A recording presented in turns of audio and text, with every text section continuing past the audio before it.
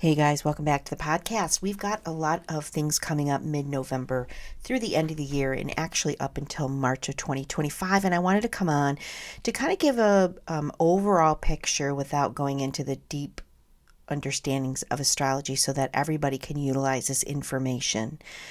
So, at the beginning of the year, I was told, and I apologize if you've heard this before, but this really needs to be heard at the beginning of all this. So, in one of my meditations, I heard very clearly that there was going to be a lot of pivots going on, and a pivot, P-I-V-O-T, a pivot really for them was explaining how things will be going along in one trajectory, and then suddenly people will be making decisions, which changes how they're viewing their life, how they're living their life, and that there's two roles to play out in these pivots. One is if you're the pivoter, if you're the person going through the experience, to hold your own, create your boundaries and move forward, because for a lot of us, pivots need to happen.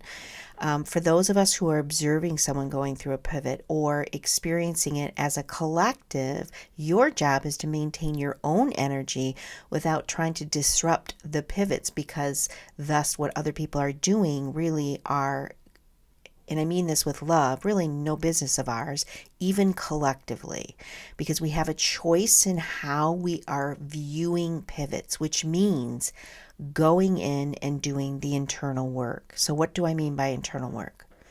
So I truly believe that since man, woman have created emotions, that we have been almost in a survival mode as a collective of trying to express ourselves.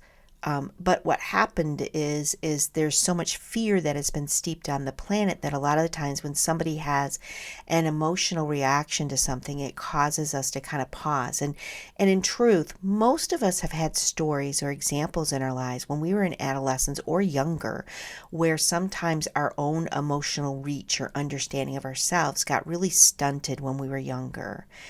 And I think that's probably why, as a collective, the modalities and the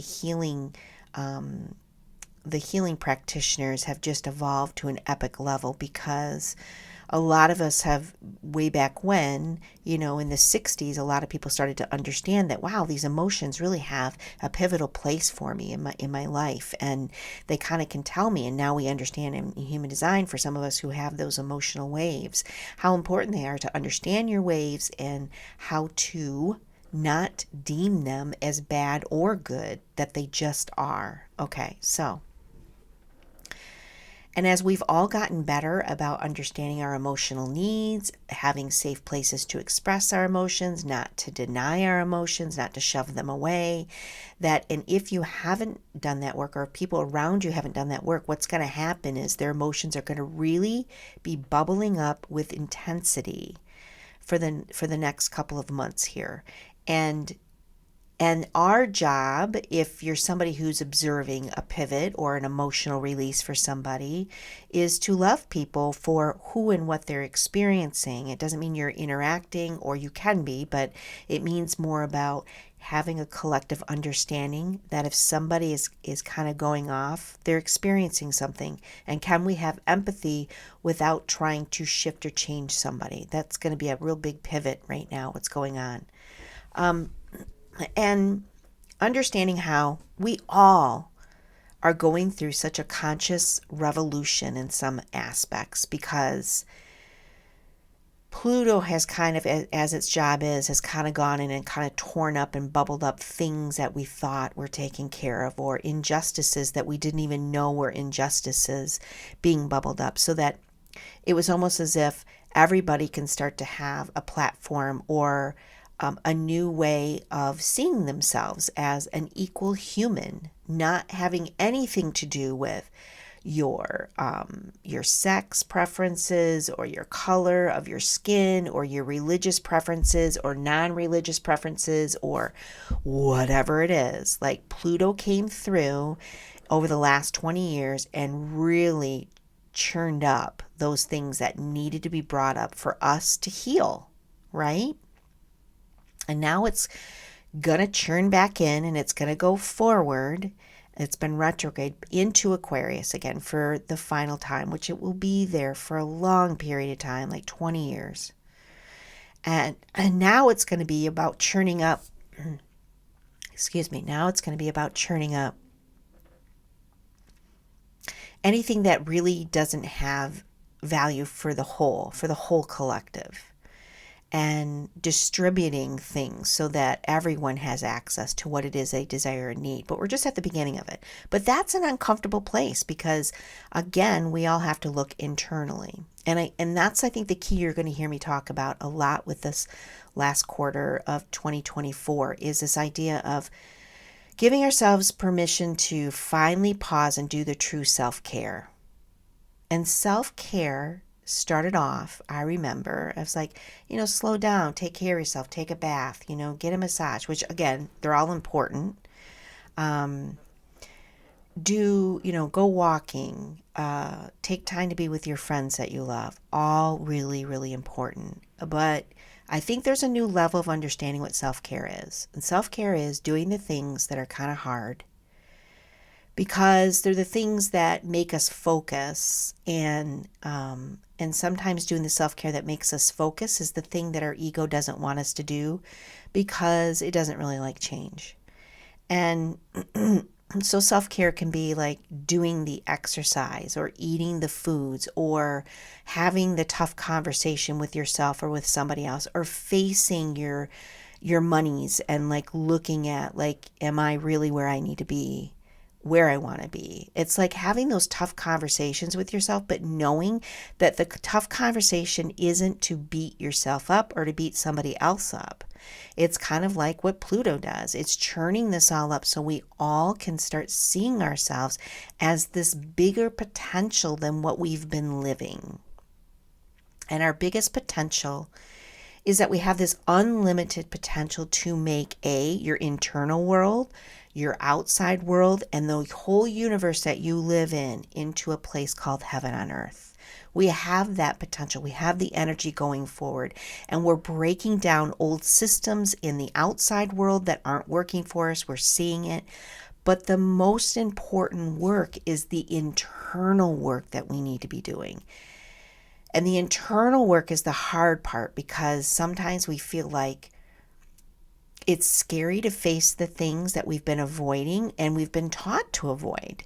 Like, listen, culturally, it's always been about getting the things, and there's nothing wrong with getting things in the United States, but there's also like, but what am I trying to get by getting these things? That becomes the question at the core. So, knowing that we are not living in our fullest potential was what drives me, right? When I'm going through these bumpy times and I have to go back inward and say to myself, Michelle, what so-and-so and your family is doing has nothing to do with you. Let them enjoy and do what they're doing, right? Those tougher conversations of things that you want to share with somebody, but you're just trying to sway them into thinking what you think. And that's no longer our job. Everyone has a platform. Everybody will find somebody who believes in what you believe. And that's what the beauty of the internet has done in social media, right? If you believe that pink toads are going to save the world, you're going to find somebody else out there who believes in what you believe in. And why do we do that? Because we want a sense of community.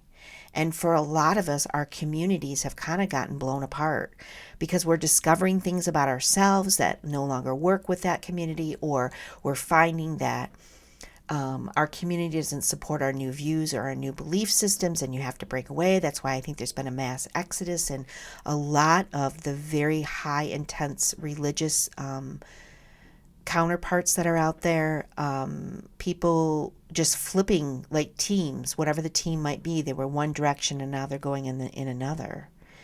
And a lot of this has to do because we're all starting to shift and to see our purest potential doesn't lie with what we were told. And again, how scary is that to think that, well, my parents believe this, so a lot of us are still functioning from what our parents believed, but it may not be working for you currently in this lifetime. And that's what we're going to start to go through with this Aquarius energy. We're all going to start to pivot and make ourselves well, actually, the transits, excuse me, the transits are going to really help us all pivot into directions that may not be helpful or may not feel beneficial, but they truly, truly are. And we're in the midst of it. We knew that beginning of October in astrology that it was going to be kind of a bumpy road for all of us, because when a transit's happening, whatever the transit is, it's happening for the whole world, right? It isn't just to you. Now, um, how it happens to you is different comparative to what your partner is, because it depends on the house that it's happening in. So let's break it down to what's happening on the full moon, which is on October 17th, which is only 2 days away. Remember, the energy of a full moon lasts for a few days. Some of you are already feeling it. But this moon is happening in Aries, and Aries is what we call the first house placement, and it means that it's fiery. It is a fire sign. It wants to start something. It wants to stand in its power, but it sometimes struggles in trying to find its power. And sometimes when it is trying to find its power, it will barrel you down, right? It is the first astrology sign, which means that hence the immaturity side of this Aries full moon will be kind of stomping its feet if it doesn't get its way, right? That's its immature state. So we all are going to have an opportunity to learn and to figure out for ourselves, like, who do I want to be? Who is this independent self? Who is this person who wants to move forward and follow its passions? So for some of you, you could have major career shifts and deciding that you're going to finally follow those passions of yours. For some of you, it's going to be that, how you are distinguishing yourself is going to look really different than what you were portraying yourself in the past. For some of us, it's going to be like change is happening and we're stomping our feet saying, no, no, no, I don't want to go. Because what is a full moon? It's a time where light gets illuminated on those parts of ourselves that aren't comfortable to see sometimes. It's kind of like that vulnerability comes down. For some of you, it's going to be, oh my gosh, I got to stand up on my own 2 feet. Shit, that feels really uncomfortable. I'd rather just be dependent and let other people tell me what to do. For some people, I think companies are going to be shutting down and you're going to be sitting there saying, what do I do next? Like all of these, and I'm not saying this to scare you by no means, because astrology is just a picture. How you react to the picture is truly up to you, right? But this full moon is going to cause a lot of upheaval. It's at 24 degrees at Aries if you want to look it up in your chart to see what house it's happening in. But also, it's going to be hitting Chiron for everybody. What is Chiron? Chiron is your biggest wound. And it's what I've been saying since the beginning of the month about, and every astrologer's been saying, is that it means that because Aries is also very quick moving, it will make a choice or say something very quickly, or the energies of fierceness come in really quickly. It's almost like you feel like you can't contain the fiery energy. And on top of it, it's going to say, hey, Chiron, got a wound? Let's activate it right now. And so there's going to be trigger points for everybody on the planet. And of course, for some people, this isn't hitting anything too major, or maybe it's in a house that you've really worked through a lot of its tendencies. So you're like, wasn't that big a deal. Those are always awesome moments, right?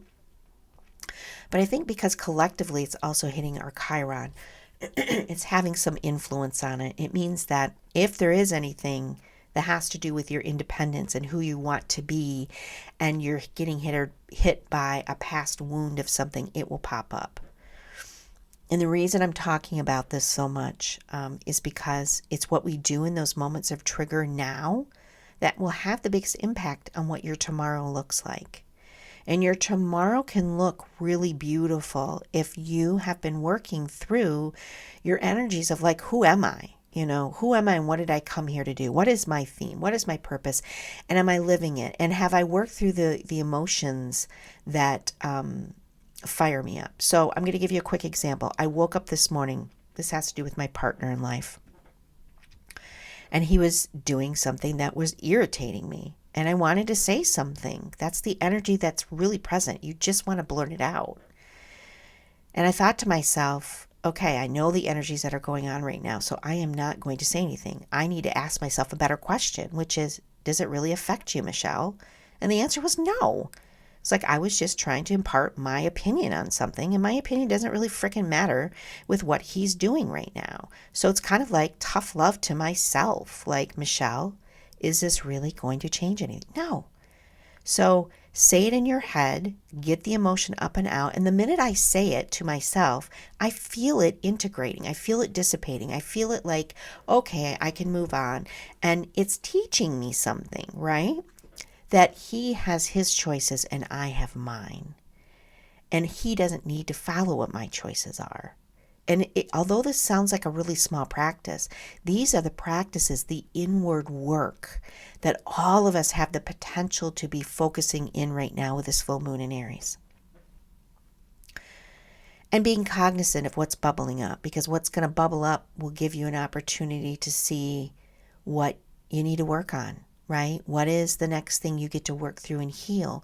Because the more that we all do this collectively, the more that our purest potential as humans on this planet, oh my gosh, they're going to pop up more and more. We're going to see the beauty in things. We're going to see how I don't have to live in fear or lack of something anymore. That I know that what I need will appear at the right time and at the right moment. And maybe that sense of greed that a lot of people in power have really become obsessed with will start to break apart too. Because, and again, when someone else is greedy, does not affect me. But as a collective, I can see how that's going to start to shift too, where people are going to see really cool stories of people who've been in power and how they're now giving of their talents and their services and sometimes their money to the greater good of all. And there's a couple of examples, like there's the gentleman who was putting up, Clint Ober is his name. He put up all of the commercial towers for phones. He made a ton of money off of it.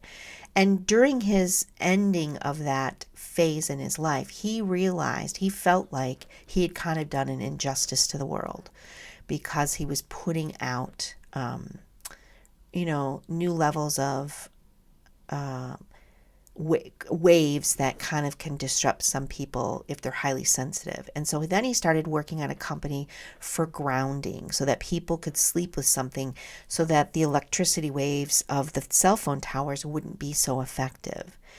I also just saw, I watch a YouTube channel called La Vagabond. They're sailors, and they needed to make an app for sailors to be able to connect. It was this big, long two-year saga, and all of a sudden the gentleman who actually created Shopify saw their story and stepped in and has made these people's dreams come true, right? He became part owner and was doing something that was of service to so many people with no charge.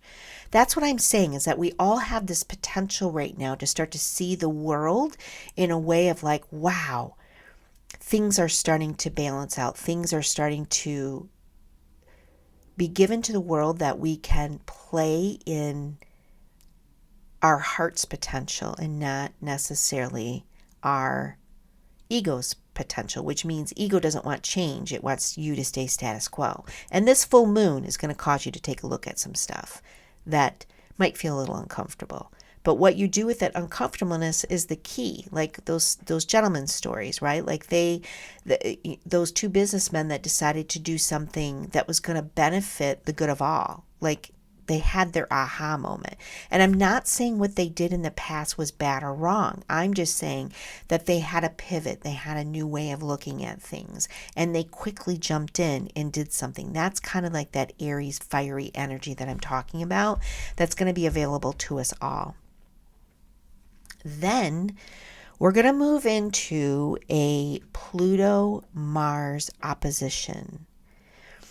And this opposition is, again, quite intense. Mars is the ruler of Aries, which, again, everything I just said about Aries, it's fiery. It wants It wants to move quickly. It wants its independence. It wants to be seen and heard.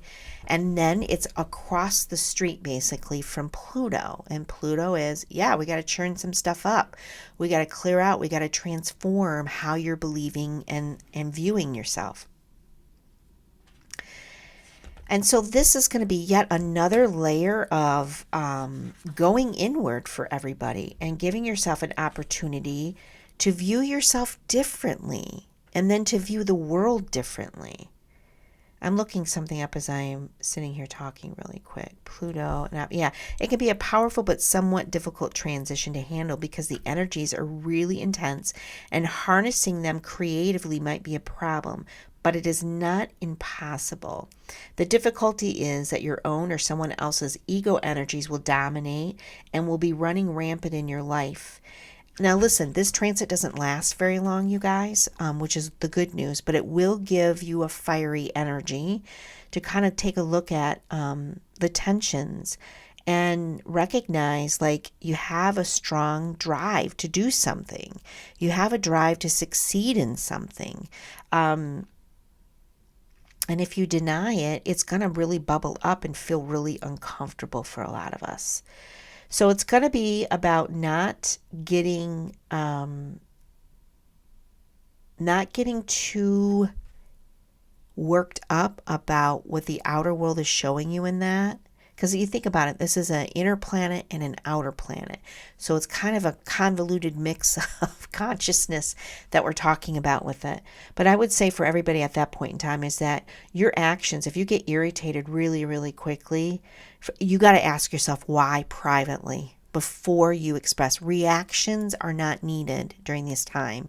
Reactions should be an internal quest to say, oh my God, what am I learning from this right now? Because I'm really pissed off and I'm furious. And creating a safe place for you to express anger, frustration, overwhelm. I'm going to give you a few tools on that. I always recommend to my clients to writing FU letters because FU letters are letters where you get to actually express the anger or the frustration or the overwhelm in a safe environment, that it's for your eyes only. And then you do a ritual after you've written it to burn it away. Because in those moments, you're finally giving those cells that are having the expression they want to express in anger.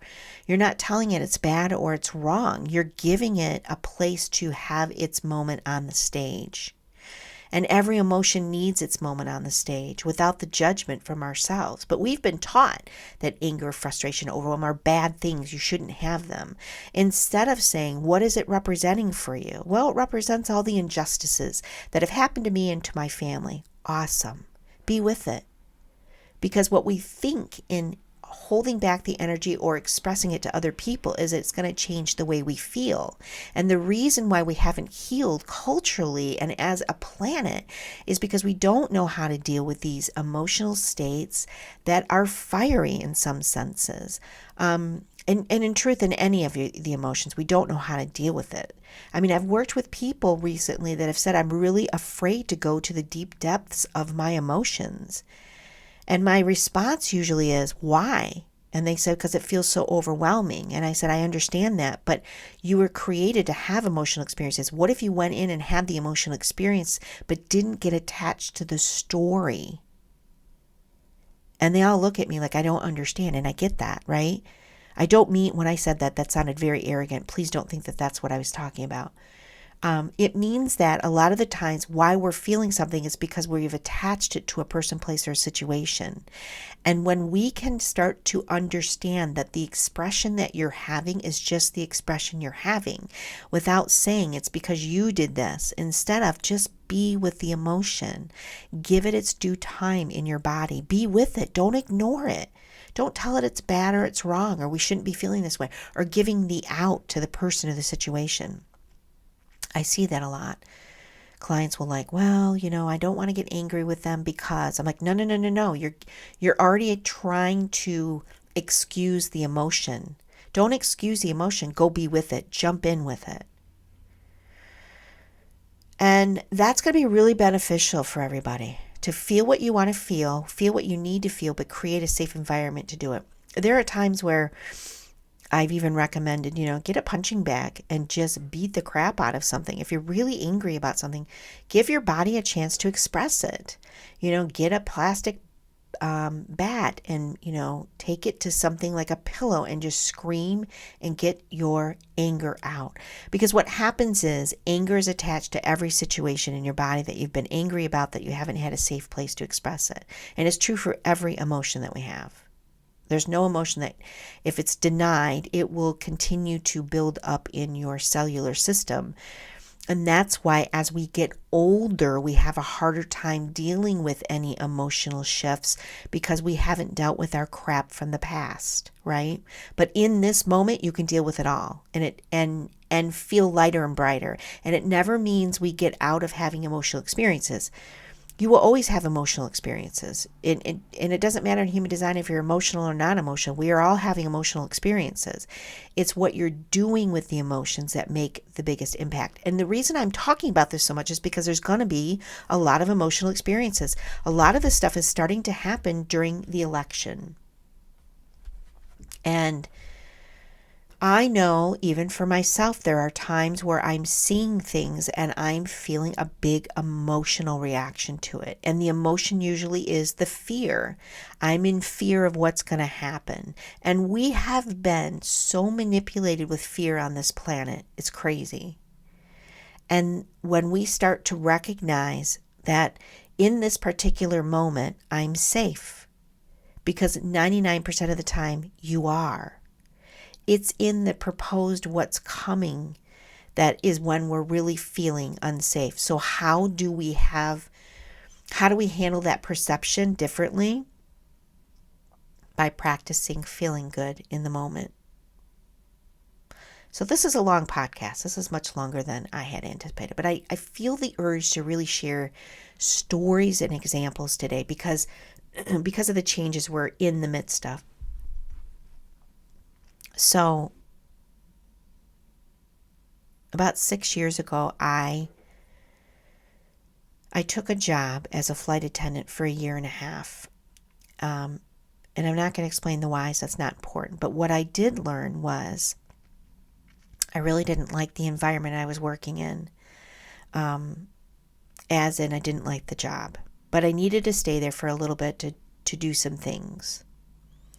So in that moment, I decided I'm going to take this really serious, just like I did when I was in sales. And when I was really miserable in sales and knew a shift was coming, I needed to practice what was different than what my current reality was. Because if I kept talking about my current reality and being quite miserable at times, or feeling anxious or overwhelmed, I knew that my tomorrows would show up that way too. And so my inner work journey stirred myself again, because we have to do inner work throughout our lifetime. I'd done it one other time before when I was in my sales job, and it changed everything for me. So I thought, okay, I'm going to amp this up. So what I would do is I would think about times in my life that were pure positive moments. And sometimes they're really quick, because usually pure positive moments are very quick. And for some of you, I know it's going to take you a minute to find one, but you do have them. It could be the moment you saw a sunrise on a vacation. It could be the moment you saw a puppy across the street and it just warmed your soul. It could be the moment you held something that you love endearing. It could be the moment you won something, or your first kiss, or whatever. The problem is people get tangled up in what happens afterwards. And I'm talking about just deciphering a really good, juicy moment in your life. And the idea is to go back in, because it's alive in your cells. That memory is alive and in your cells. And to go back into that memory and play with it and feel it and repeat it over and over and over again. And this isn't a one and done, because I think a lot of the times people think, well, I did it. And I'm like, and they open their eyes like, okay, what's changed? Like, you can't go into this like this. It's about feeling good in the moment, even when your outside world doesn't feel good. It's what Abraham Hicks and everybody else talks about. But are you practicing it? Because if you're really feeling like you're going through something and you're not sure what's the next step, because none of us do right now, then the idea is, well, let me go play in something that feels really good. And sometimes it's even playing in the future. Like if you want to play in the future of like, oh, I have a dream of going to this one particular place and I've seen pictures. And every time I think about that futuristic thing, I get really excited. Fine, go play there. I don't care where it is, but go play in that good feeling. And the idea is when you're in it, close your eyes and really be in it. Try to breathe the smells that might be there or the sounds that might be around you. Really anchor it into your body. Ask your body why it feels so good. And just breathe it in. A lot of the times when you go to these high frequency areas, people have a tendency to stop breathing. Keep breathing and expand this energy. And if you can hold it longer than 20 seconds, you're going to wake up from that. And in that second, you're just going to feel better. Awesome. Cool. And that's all you can do. But the key was when I was up in the tube, every time I got into my jump seat, I practiced this. Well, I got my jump seat a lot. I was working for a regional carrier. So I would have 4 flights a day. That meant getting into my jump seat at least a minimum of 20 times, which meant I was practicing it 20 times a day at times, not every day. And what I began to notice was truly that my frequency was changing so much that people who were sitting around me would start to move. Sometimes I could see if somebody was kind of like uncomfortable with the energy of me being in my bliss was uncomfortable. Or some people would just kind of look at me like, what's going on? Like something just shifted. It happened all the time. And it was my inner work. And did things happen instantaneously? Nope, they didn't. But what happened instantaneously is in that moment I felt better. And in that moment, I interacted with my whole world differently than when I was feeling overwhelmed or depressed or anxious or angry. It truly was. And by the way, when you're angry, it's hard to do this. Anger needs its physical expression first, and then you can do some practice like this because anger has an outward implosion kind of energy. That's why I always say exercise with anger. So anyways, time went on, and what began to happen is I started to feel better. And then all of a sudden, it was no longer a memory, it was a word. My ability to tap into a blissful state became the word of freedom, because that's what I was seeking, freedom. And the more that I just practiced the word freedom, in fact, every time I say it now, I feel it in my body. Every time I felt that, I knew I was making choices that were going to pivot me linearly into a different timeline that was going to give me choices that matched my idealism of what freedom would look like. So every choice I made when I came out of that frequency, I knew was taking me closer and closer to whatever it is I was desiring in the moment. And it took some time. But the energies have shifted because as Pluto goes into Aquarius, which is an air sign, it means that transformations will be swift. I was doing this in a time where Pluto was in Capricorn. It's an earth sign. It takes forever. And so what I'm saying is the more you're practicing going into your feeling state or a word state once you get there and being purposeful. So every time you go to the bathroom, you practice it. Every time you go into the kitchen, you practice it. I mean, pick you whatever works for you. Like, how can I initiate this? But this is so needed on the planet right now because the fear mongering is going to get a little bit bigger, if that's possible. And so we know that our purest potential is yet to arrive, which means manifesting the desires and the dreams that you really wanted, which probably are attached to your life purpose, which are probably attached to your incarnation crosses in human design. All of that stuff is going to be needed, right? We need you to stand fully in your power, to be sovereign in who you are. Again, why I like human design, because it blows away the smoke of who we think we are to, oh my gosh, there I am. Ah, that feels amazing, right? And practicing good feelings along the way. So I'm sending you all a lot of love and compassion. And if you need support in that, you know how to reach me. And just to know that the more of us that are working on this, the more we're going to see the beauty. And there already is beauty. But now the beauty will become more of our focal point instead of fear. We're moving away from a fear-based society.